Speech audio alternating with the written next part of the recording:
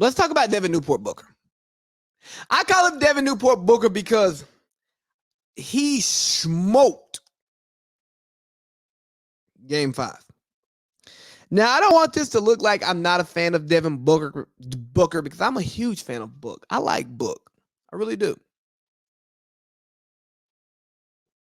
He's one of my favorite stars, but he's not a superstar. And the first time I went about doing this pod, I started getting into why he's not a superstar. For one, he has 2 All-Star appearances, no All-NBA. If you're not top 15 in the league, you're not a superstar.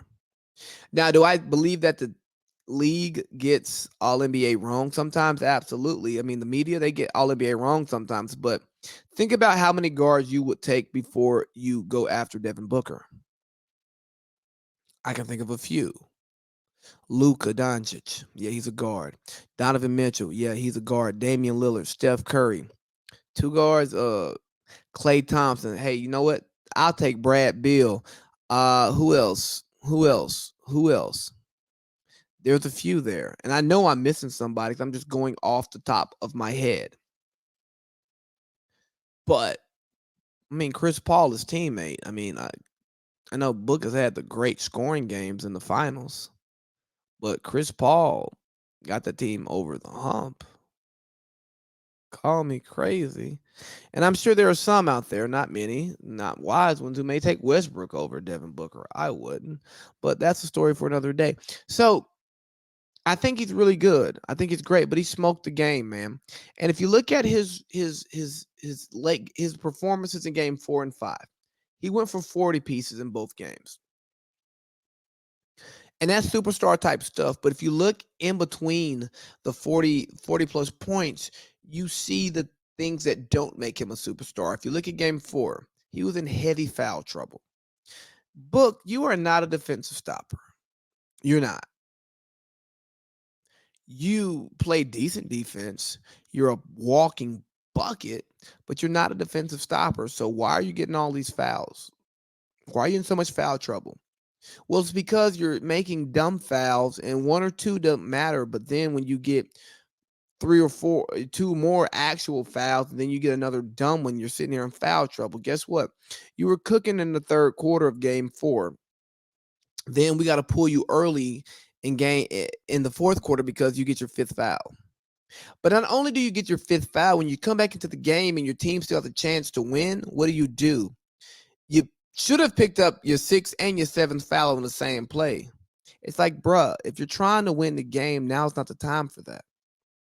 Now, today he had a quote saying, "Don't compare me to Kobe," because he had been compared to Kobe, and people were saying that he was the next Kobe, and I was like, absolutely not.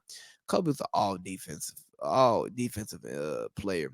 Kobe could finish at the rim, finish in the mid-range, finish at the 3. Devin Booker's not finishing at the rim the way that Kobe was. We call Kobe MJ Light. Devin Booker's not MJ Light. Stop it. He's not. So if he's not MJ, if you can't compare Devin Booker to MJ, you can't compare him to Kobe. You can say that he took things from Kobe. Absolutely. Mid-range game, footwork, yeah, all of that. Absolutely. Tough shot making, yes. But the thing is, there's not a level of consistency in Devin Booker's play that's going to make him a superstar. I'm not even going to talk about his IQ. I'm going to talk about his decision making, because his decision making is not that of a superstar.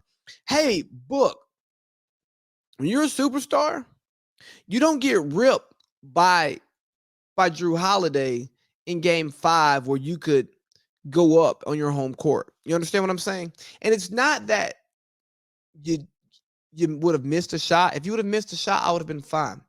But you didn't get to the shot. You lost the ball before you got the shot. That's not okay. That's not superstar stuff. It's good player stuff. It's star stuff. But the biggest thing about Devin Booker not being a superstar is because he's not getting killed for his misstep. We're praising Drew Holiday for his great defense, which tells me we don't expect that from Devin Booker. Because if we had an expectation of Devin Booker taking and making that shot, we would be murdering him right now. We would be murder.